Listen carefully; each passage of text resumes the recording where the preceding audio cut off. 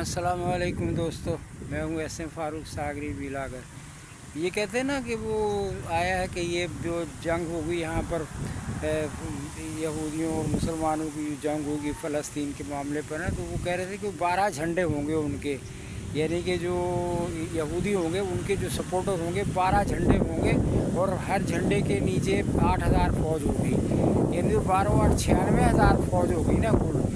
तो अब वो तसव्वुर कहाँ रहा है ये कि भाई इतने झंडे होंगे और ये होगा। अब तो जो जंगें होती हैं वो तो बटन दबाओ, अपने मुल्क में बैठे बैठे सब काम कर लो। वहाँ तो जाके फील्ड में जंग की टैंकों में की तो जंग ही नहीं रही है।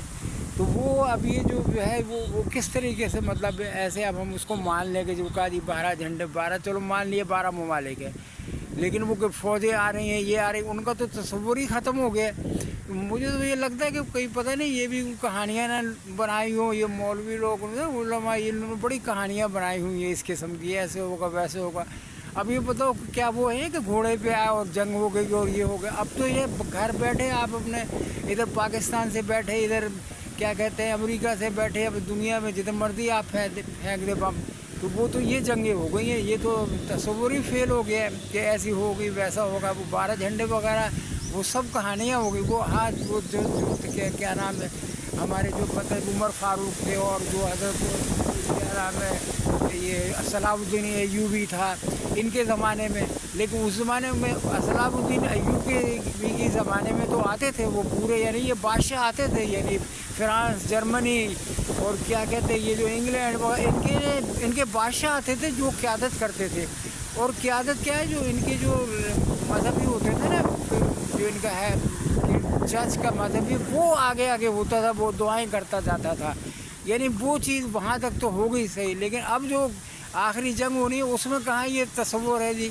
फिर बाद में उन्होंने उनको पादरी वगैरह को निकाल दिया कि उनको पता चल गया कि ये लोग तो बड़ा मस्ती करते हैं, ये ऐश भी करते हैं, पीते पिलाते भी हैं और हमारे वो भी बने रहनुमा भी बने हुए।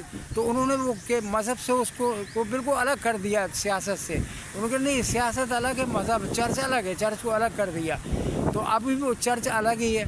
तो अब वो ज़माना जो है, मेरा कहने का मकसद है कि अब जो जंग अगर होगी ना, कि वो कहते थे कि ये होगा, मतलब ये है कि फिर तो वो घोड़ों की और तीरों की जंग हुई ना। फिर अगर 12 झंडों को हम मान लें, इसका मतलब ये है कि जो अभी लेटेस्ट जो भी जितने भी ये हथियार ईजादी हैं ये राख बन जाएंगे, यानी ये सब नापैद हो जाएंगे, सब असला ख़त्म हो जाएगा, पूरी दुनिया में सब असला ख़त्म हो जाएगा, सिर्फ तीर कमान और तलवारों का ज़माना आएगा।